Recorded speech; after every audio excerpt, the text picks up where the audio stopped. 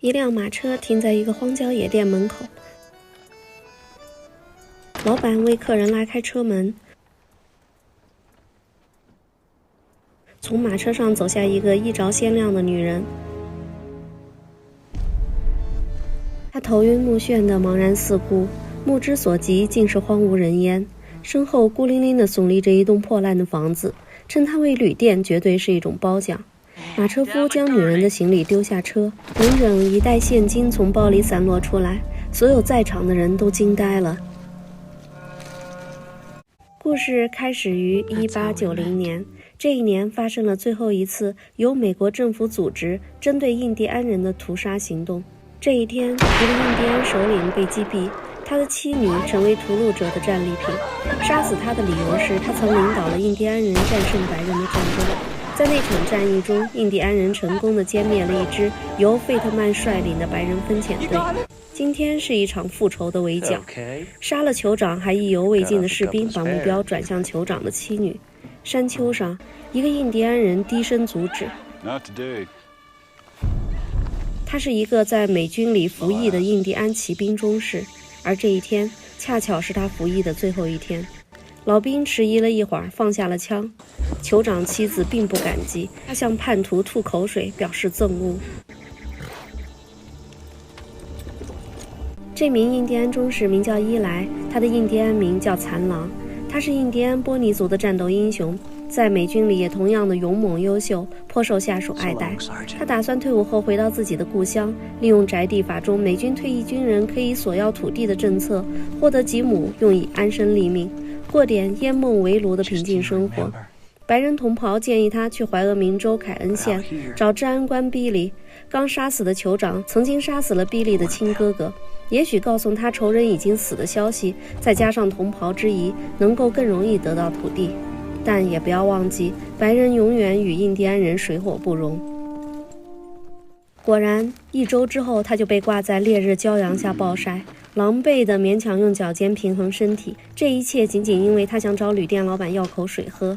这时，一个衣着鲜亮的女人走过来，她礼貌而不合时宜地询问是否需要帮忙，但显然她什么也做不了，她甚至连自己都保护不了。女人并不了解自己的处境和这里的规则，被拒绝后却锲而不舍地走向旅店老板，提出用20美元换取残狼的自由，结果换来的只是一记重拳。马车夫见怪不怪地卸下车上的行李，却没想到行李竟然有一大包现金。当女人醒来，旅店老板把残狼送给马车夫去换取赏金，一个印第安人头皮可以换取25美金。不知所以的女人看着马车和印第安人离开，以为自己救了他，同时也感觉到自己处境不妙。她的行李被人随意地翻开，似乎这一切都已经不再属于她。狂奔的马车很快就被来历不明的人盯上了。在这片未开发的土地上，弱肉强食是一条通用的规则。马车夫是一个跑江湖的白小生，他一边权衡着利弊，一边与残狼套近乎。最终他决定多一个敌人不如多一个盟友，于是他给残狼打开了手铐，同时也打开了车上的机关，又拿出了猎枪。来者不善，3个白人拦住了马车。马车夫解释，印第安人杀了个英国女人，自己是押他去领赏金的。3个人则认为这赏金更适合他们自己去领，僵持不下。I'll take it. Oh, hell.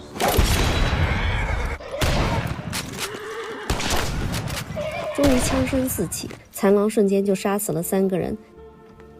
骑上一匹马，自由就在眼前。但他想起那个试图救自己的女人，于是问马车夫女人是不是会死。马车夫说，女人的死是计划之中的，包括死后嫁祸给残狼。说罢看了看自己中枪的伤口，残狼给他留下一把枪。夕阳下，枪声回荡在旷野。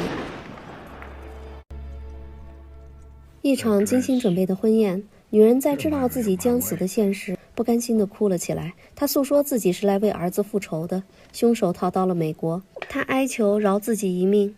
旅店老板不为所动，他告诉女人，这一路的安排本来就是阻止他复仇的，目的就是要让他死在这个不毛之地，自己必须遵守合同，不过可以在他埋骨之处种一棵白杨以示告慰。说完就开始这最后的晚餐。一颗公牛的睾丸下肚，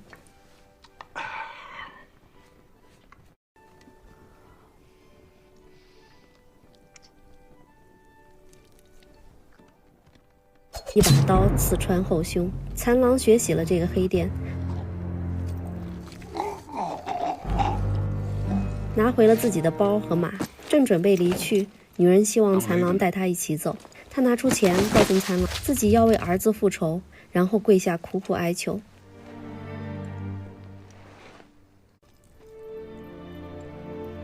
最终残狼答应了。女人告诉残狼自己是科尼利亚女爵，一个英国女贵族。残狼并不在意这个，他只希望她尽快学会射击，学会自己保护自己。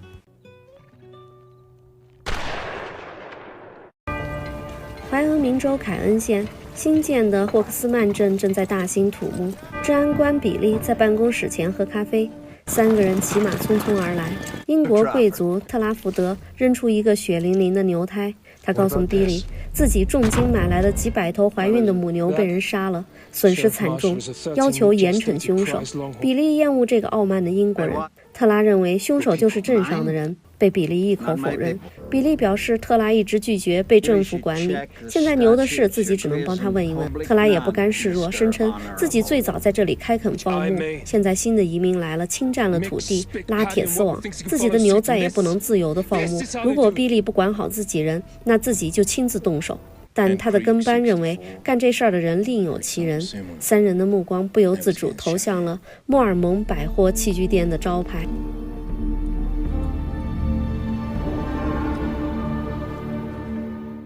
堪萨斯的夜晚静谧无风，露宿的科尼看着夜空中密布的星斗自言自语，人总是因为一个愿望就被推向无法想象的世界，和曾经陌路的人在一起同行。残狼认为这是去世的人从梦里捎来的消息，传信者正行走在亡灵之路上。这个解释引人遐思不断。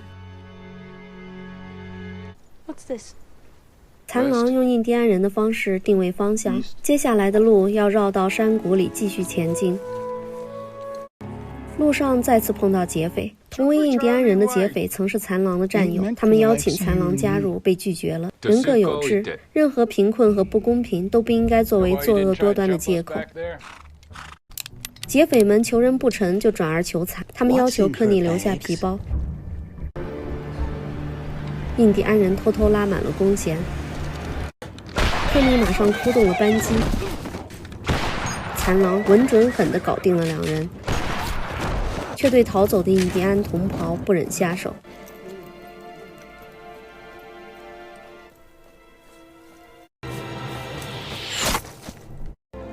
科尼一剑杀死了他。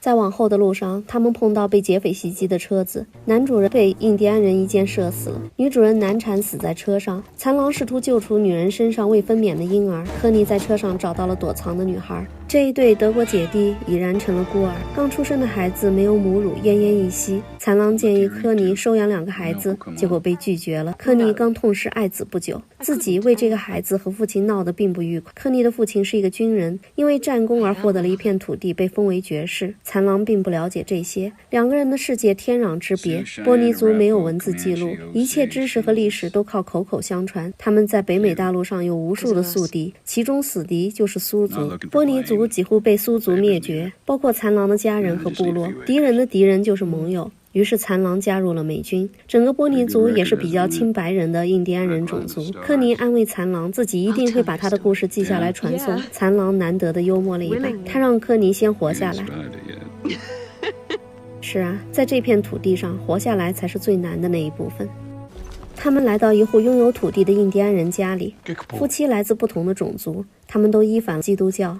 残狼感叹自己曾经也去理过留给印第安人的保留地，但都是不适合耕种的山地，好的土地都留给了外来的白人，所以他只好放弃，才决定回到家乡去。男主人告诉残狼，自己从20米深的岩石下找到水才生存下来。他认为妥协是一种生存之道，不能像过去部落里那样锋利。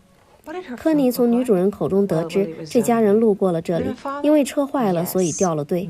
他们的大部队正在往南方去，大概5天就能追上。科尼决定把孩子送去，残狼拒绝去南方，因为他曾经带着家人走过同样的路，同样的目的地，同样路过这里，但全家人都死了。悲伤的记忆让他绝不回头。科尼独自上路，他把钱留给了这对印第安夫妻。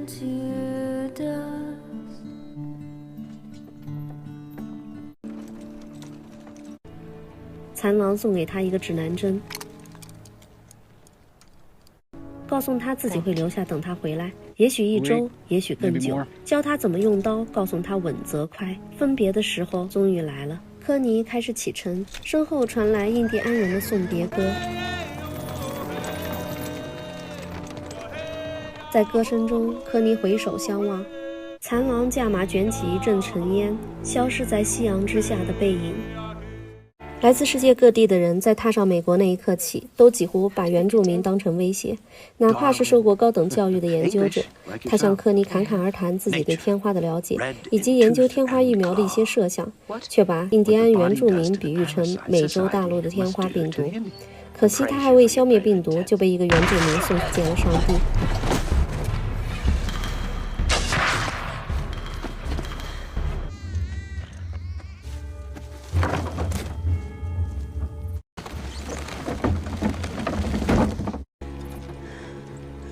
毫发无伤的科尼目送着此人带着尸体和马车离开，继续启程。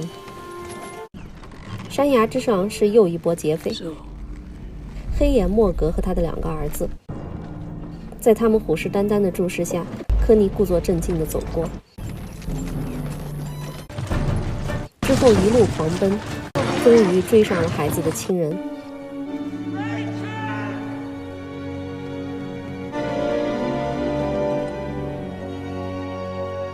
孩子的家人作为感谢，送给科尼一瓶优质的小麦种子，并告诉科尼，那对印第安夫妻农场里的马是孩子亡故父母的马。科尼马上担心起留在农场的残狼，焦虑的他丢下马车，骑马往回赶。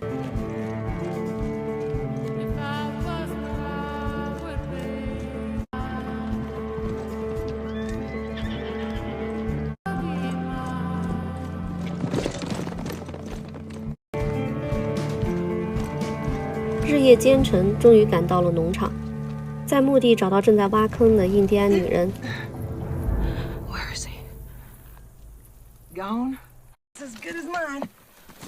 他满口谎言地说残狼带着钱跑了，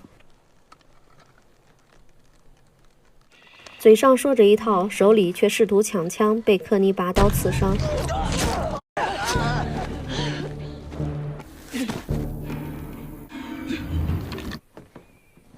当约翰回到屋里，一支枪管正对着他。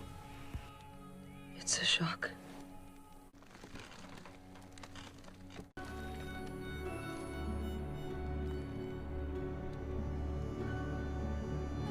So where is he? 怀俄明州凯恩县霍克斯曼镇，迈尔斯太太发现自家的牛丢了，怒气冲冲地来到托马斯牛公司，找到了自己丢失的牛。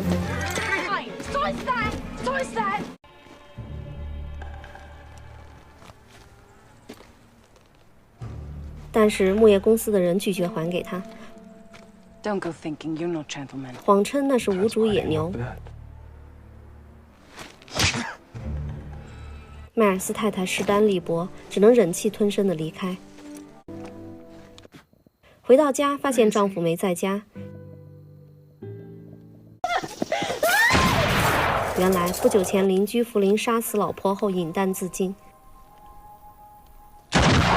死者弗林和迈尔斯还有治安官比利是老战友。葬礼之后，迈尔斯神情焦虑地来找比利。他发现弗林身上有一个奇怪的印记，他认为弗林是被诅咒了。比利不相信。迈尔斯欲言又止地默默离开。夜晚，迈尔斯的儿子终于在荒野发现了父亲，他已经被开膛破肚地挂在一根木桩上。黑暗中有一个人跳上马，骑马离开。农场里，约翰正在处理着堆积成山的牛骨，他兴致勃勃地向残狼介绍如何制作骨粉。残狼好奇地问为何让玉米烂在地里都不收割，而他却拥有好几匹价格不菲的好马，显然与这破烂的农庄并不相配。他的问题让约翰恼火，把工作丢给残狼就离开了。2个人驾着马车来找约翰销赃。他们谈论着黑眼莫格和他的2个儿子接管的这条路，但莫格与印第安人有仇，这对约翰来说并不是个好消息。但约翰说自己手里有王牌。这时，残狼从孤儿父母的马车上找到了科尼留下的包和钱，接着他发现约翰卖给自己的指南针的壳子，原来那个指南针也是孤儿父母的。残狼对约翰夫妻的真实身份充满怀疑，他向约翰太太问起指南针，女人面不改色的谎话连篇。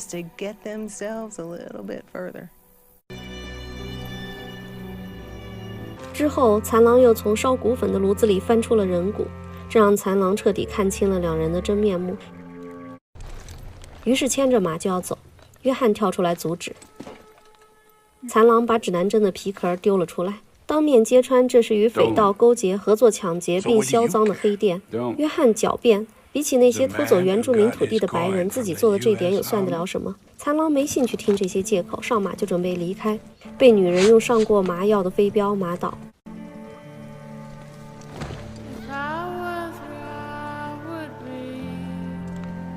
残狼被带去见一个绰号为水上杀手的印第安人。水上杀手开口就问恰克河大屠杀的经过。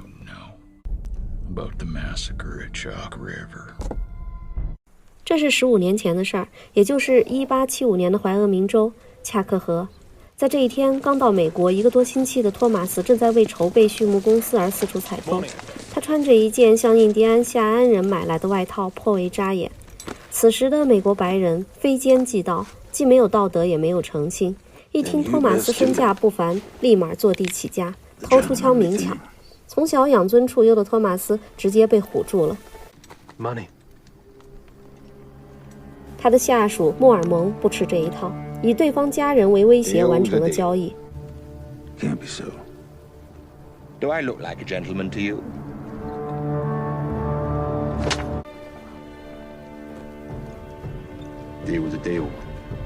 莫尔蒙是个野心十足的家伙，居心险恶，做事狠辣，为达到目标不择手段。他只是把托马斯当作垫脚石，内心对这个英国破产贵族颇为鄙视。他大言不惭地声称自己会抓一只狼送给托马斯的未婚妻科尼做礼物。他不仅知道科尼的住址，还知道这个公司的大股东就是科尼的父亲。碍于莫尔蒙是董事会派来的坏计，托马斯处处谦让，这反而让莫尔蒙更加气焰嚣张。3个擅离职守的科罗拉多志愿军军人与他们相遇，军人声称他们在找一个印第安夏安人酋长迟因报仇，因为他们杀了比利的兄弟。托马斯的另一个手下听过这个臭名昭著的志愿军军团，说出他们干过不少下流的事儿，比如用女性的身体部位制作钱包。为首的杰罗姆竟自豪地马上拿出来给大家观赏，让托马斯厌恶至极。这群亡命徒让莫尔蒙看到了机会，他拼命掏金壶，把公司的投资计划和盘托出，认为双方有共同的目标，就是清除印第安人。于是不顾托马斯的反对，说自己知道夏安人的部落所在。托马斯当场就解雇了莫尔蒙。恼羞成怒的莫尔蒙当面嘲笑托马斯就是一个懦夫，言辞极尽侮辱。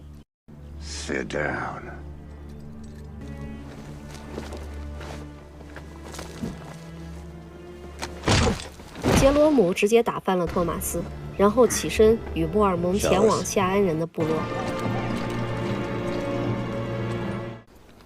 当托马斯满脸血迹地爬起来时，平原上回荡着枪声，如同屠宰场一般。托马斯愤愤地想去拿枪，但是被下属死死地控制住。对方人多势众，去军团总部报告更安全。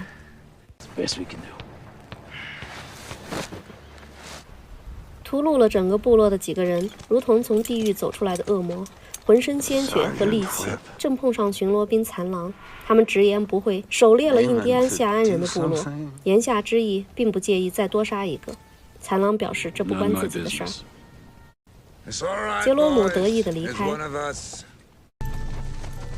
比利还不忘向残狼挑衅。莫尔蒙的马上挂着血淋淋的头皮，他们屠戮了整个村子，没有发现迟因，报复只是他们为杀戮无辜寻找的借口罢了。水上杀手听完了残狼的叙述，悲伤地说，那些被杀的就是他自己的亲人。他暗念着仇人的名字：杰罗姆、比利、弗林、莫尔蒙。同年的伦敦，莫尔蒙找到科尼，他谎称托马斯因为屠杀印第安部落而被抓，关在一个枯井里等死，需要科尼筹一些救命钱。正当科尼筹好钱，邮差送来了托马斯的信。科尼当面揭穿了莫尔蒙的谎言，杀印第安人被关入枯井的正是莫尔蒙自己。他私自挪用了筹备牧场的钱，救了自己的命，然后偷偷地和杰罗姆逃回英国，想找科尼骗一笔钱。被识破的莫尔蒙凶相毕露，眼前的美女和桌上的钱让他面露狰狞。他就地侮辱了科尼，并抢走了钱。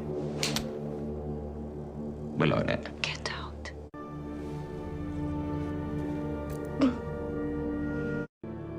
A fucking wolf.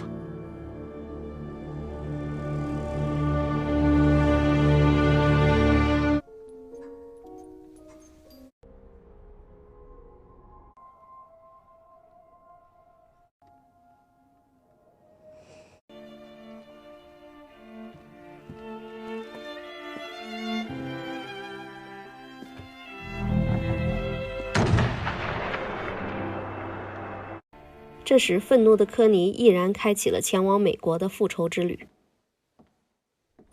科尼找到黑眼莫格，两人相对而坐。莫格好奇贵客临门所谓何事，科尼则望向满墙的头皮。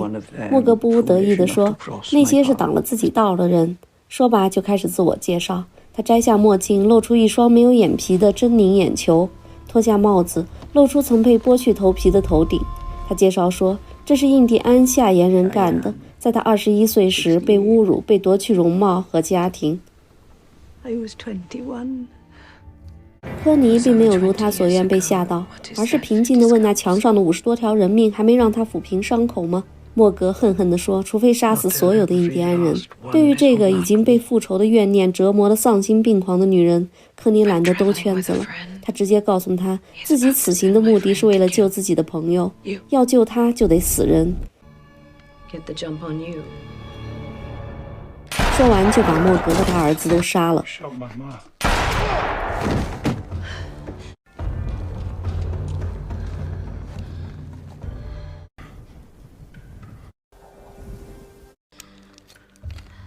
当他犹豫要不要放走莫格另一个儿子时，谷仓里一个印第安男孩及时补刀。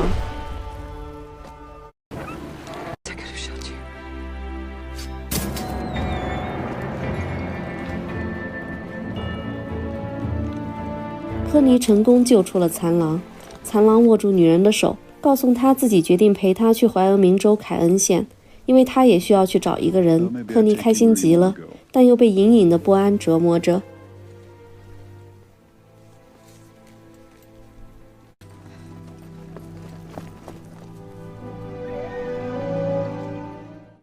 顶着满天的星河，残狼教科尼认识指示方向的星星。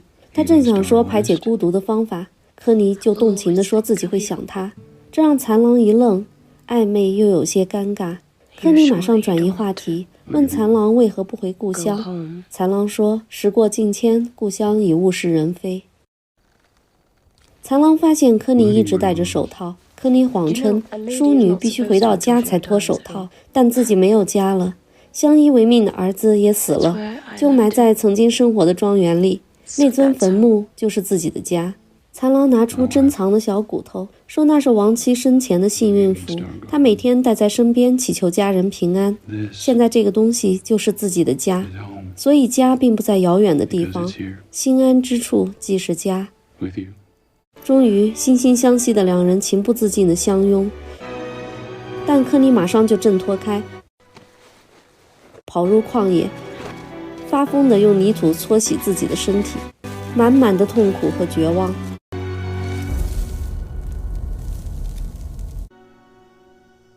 忽然一声枪响打断了他，匆忙赶回。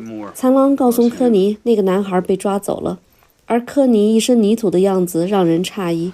他赶紧解释道自己没有事儿，当务之急是救男孩，于是两人匆匆启程。抓住男孩的是一个电缆公司的苏格兰人，他津津有味地向难得的听众诉说如何射杀印第安原住民，并称这是英国人的杰作。可以通过卖印第安人的头皮挣钱，真是一件从来无法想象的事儿。接着，苏格兰人话锋一转，控诉英格兰人让自己家族流离失所的事儿，称英格兰人在占有土地的时候所做的坏事真是罄竹难书。科尼不做评论，而是问起那个印第安男孩。苏格兰人马上义正言辞地称，要赢就得不择手段，要在这块土地上建立美国，就得让所有人遵循白人制定的游戏规则，不服从的就只有杀掉，女人和孩子则送去学校洗脑。为此，他捐助了一个印第安学校来达到此目的。那个男孩会被送到自己的学校去。科尼看向旁边站立的2个出自他学校的印第安女佣，其中一个女人竟然是酋长池英的妻子。科尼讽刺道：“这个学校就是为了学习如何做仆人的吗？”苏格兰人一脸无耻地说：“印第安人如果想生存，就必须接受这样的事实。”残狼冷冷地接话：“绝路一条罢了。”苏格兰人发现一通说教却没有打动2人，颇感无趣，于是让酋长之妻去收拾餐具，准备送客。残狼喊住酋长之妻，与他交流哑语。女人看完残狼的比划，发疯般地跑了出去，呼唤着儿子的名字。残狼带着发烧的科尼离开，酋长之妻追上来，请求他们带走儿子。3人还没有走远，一声枪响后，男孩应声落马。苏格兰人愉快地一枪接一枪地狩猎。愤怒的酋长之妻打死了他们2人。残狼则杀死了追兵，在脸上涂上了波尼族的印记。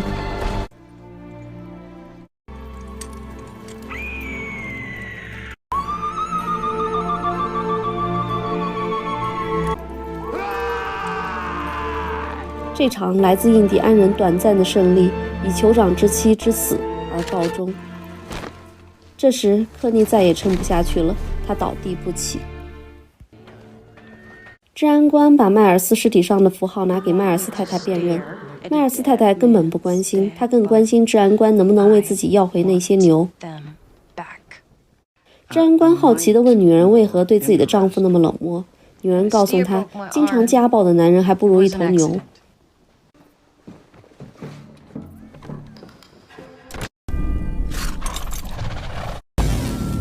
一个神秘的人点燃了托马斯的草垛，杀死了看守，脱下头皮离开了。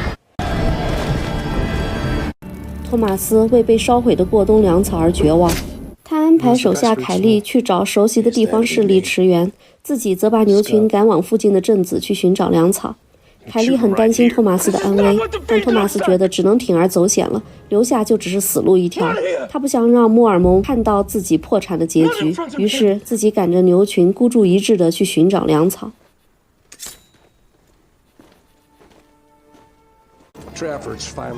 牛群经过镇子，牛身上的印记让治安官发现了与尸体上的印记一样。托马斯毫不掩饰地告诉他恰克和大屠杀的经过，承认2人身上的印记是自己干的，因为那是需要永远被记住的耻辱。那些印第安人就埋在这个镇子的下面，但2个人却不是自己杀的。紧接着，治安官在迈尔斯家里发现了墙上挂着的照片，发现迈尔斯和弗林都是费特蒙战役的士兵。顺藤摸瓜，让人想到后面的恰克河大屠杀。于是治安官又问起恰克河，迈尔斯太太说，迈尔斯偶尔会去那个地方，这令治安官心生疑窦。回去后，马上让手下去驻军总部询问迈尔斯、弗林、杰罗姆被开除军籍的事儿。军官反馈原因是擅离职守和嫖妓。还有一个平民交了罚金，但这说法明显站不住脚。军官最后让他去询问当时被抓住时那个妓院的老板娘。当他找到这个老鸨时，看到的是一张被梅毒腐蚀的面目狰狞的脸。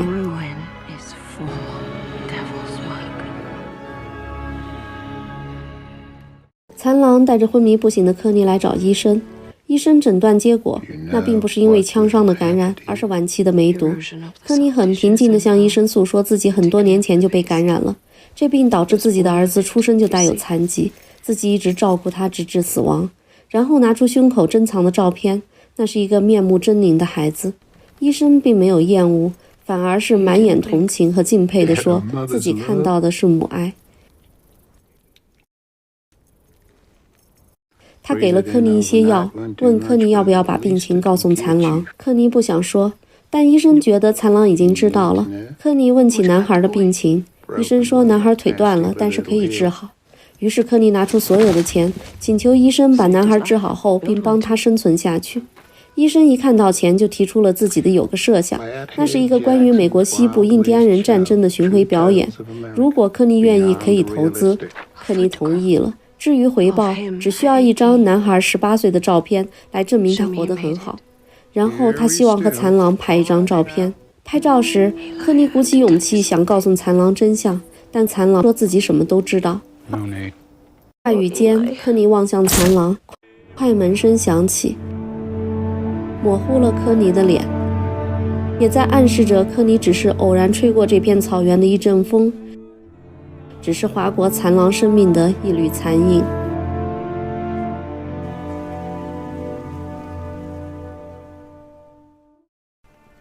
治安官的手下发现镇上来了2个陌生人，男人要找死去的迈尔斯，女人要找正在山上打井的莫尔蒙，于是自告奋勇地给他们带路。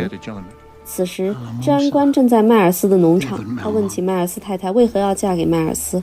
迈尔斯太太说，因为莫尔蒙骗走了自己父亲的钱，还强奸了自己。当发现怀孕后，就和迈尔斯凑合过日子。这时，农场附近，凯莉浑身是伤的独自回来了。迈尔斯太太和治安官把他扶起来，正遇上科尼和残狼，一切都在这里真相大白。原来恰克和大屠杀后，4个人都跑到妓院染上了梅毒，弗林自杀了，迈尔斯被杰罗姆灭了口，托马斯的粮草也是杰罗姆烧的，现在又射伤了去找粮草的凯莉。迈尔斯太太听到莫尔蒙有梅毒，大吃一惊，他的儿子更是冲动的拿起剑就冲出去要找莫尔蒙拼命。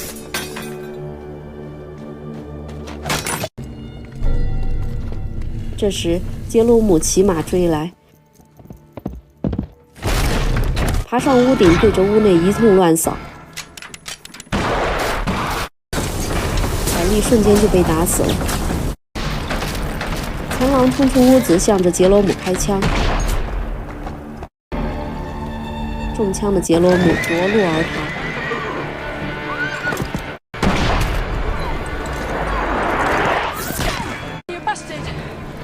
几个人上马直奔莫尔蒙的钻井平台。路上碰到托马斯的牛仔们，他们说托马斯死了，被山洪冲走了。科尼他不相信托马斯死了，但是牛仔们认为这是徒劳的，牛都被水冲走了。托马斯也已决心一死了之，一切始作俑者就是莫尔蒙。破碎山谷是一切开始的地方，也是一切结束的地方。残狼看着杰罗姆的尸体，他早已被梅毒腐蚀得不成样子的脸。2人来到山顶，莫尔蒙把儿子绑在平台下，看着科尼到来。他丝毫不觉得愧疚，若无其事地与科尼寒暄着。科尼告诉莫尔蒙，托马斯死了，如果不是他的出现，自己会和托马斯生活在一起。说罢，拉开衣襟，露出腐烂的胸口，告诉他曾经2人有一个孩子，但是却因为这个病死去了。这些累累的罪行都是莫尔蒙一手制造的，今天自己是来复仇的。莫尔蒙根本不介意，他感叹自己的病早好了。科尼举起枪，莫尔蒙嘲笑科尼根本不会对自己下手。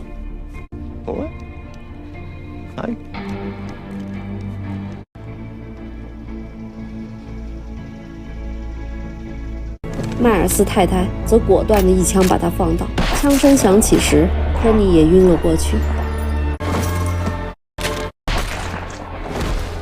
残狼上前了结了这个大魔头。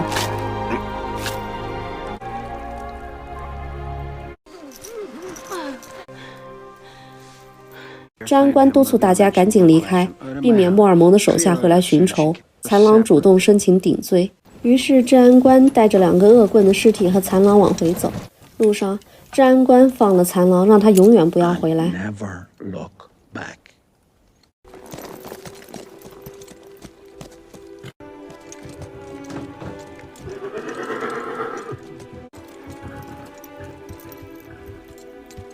正当残狼不知该去往何处，科尼赶到了。他不想与残狼分开。Home is here. With you. I can't let you go. I can't. 但是残狼告诉他，是时候回家了，也许回家还有活着的希望。如果想念自己，就抬头看看夜空，蝎子座的旁边就是天狼座。Look to its right. The wolf beside her won't never change. 说罢，狠狠地拥抱了一下科尼。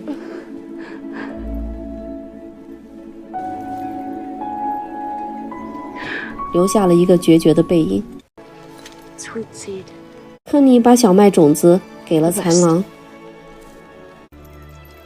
残狼把亡妻的礼物给了科尼，两人就此别过，从此天涯相隔。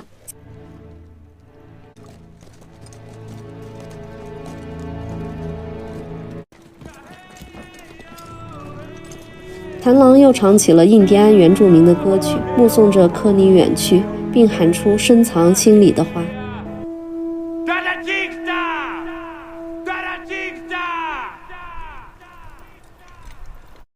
13年后，1903年的伦敦，天色将晚，科尼坐上马车赶往温莎伯克郡，那里正在上演一出关于印第安人的剧目，正是科尼赞助的那个医生的项目。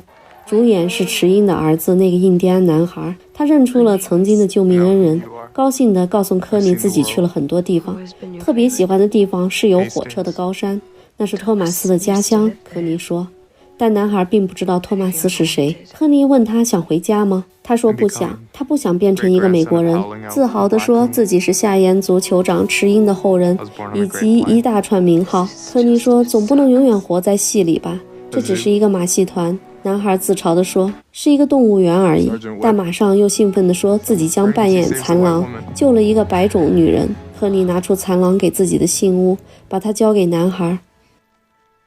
男孩掀起科尼的面纱，不顾他丑陋的面容，亲吻了他，然后告诉他这并不怪他。But not for you. 说完，回到了帐篷里，里面传来对残狼的介绍声。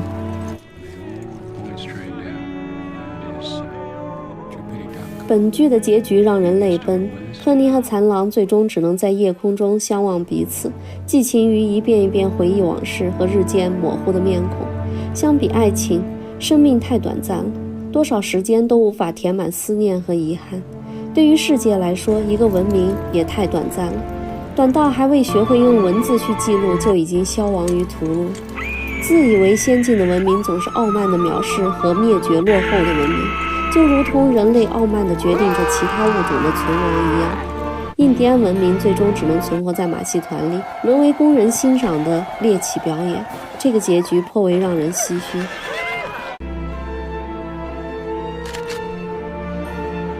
任何文明都会面临生死存亡的挑战，选择交流还是封闭，选择开放还是固守，如何选择才能避免走向消亡崩溃？其实历史已经给出了答案。